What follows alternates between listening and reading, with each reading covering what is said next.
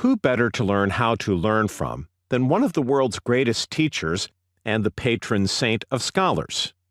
Thomas, echoing Aristotle, wrote that a characteristic of one possessing science is the ability to teach.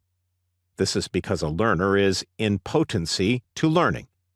That is, he has an active yet unrealized potential to acquire new knowledge, but he must be led to that knowledge by someone in whom it is already actualized, someone who already knows what the student is trying to learn.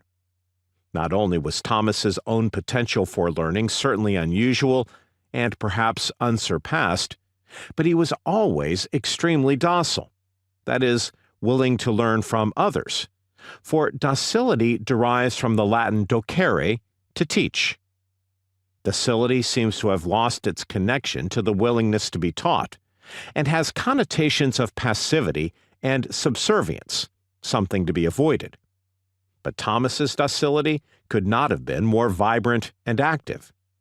He sought knowledge about the highest of things and sought out the very best teachers, both those living, such as his mentor St. Albert the Great, and those no longer living, such as the greatest philosophers and church fathers who lived before him, most notably St. Augustine and Aristotle, whose names and writings appear hundreds of times in the Summa Theologica.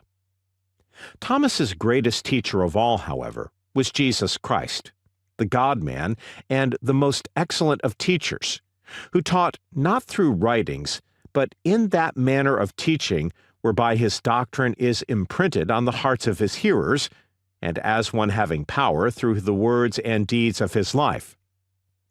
Thomas not only devoured the teaching of his human mentors, but also digested, altered, corrected, and improved them at times, making the truths that they discovered his own through a lifetime of thought and experience. It was his lifelong zeal as a student, along with the grace of God, that rewarded Thomas with the knowledge and wisdom that equipped him so well to teach others.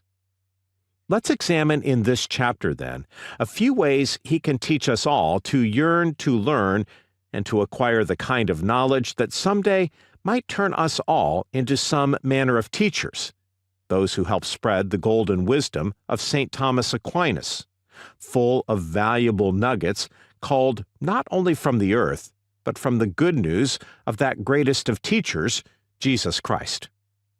First, we will listen to the brief letter St. Thomas wrote when Brother John asked him for study tips.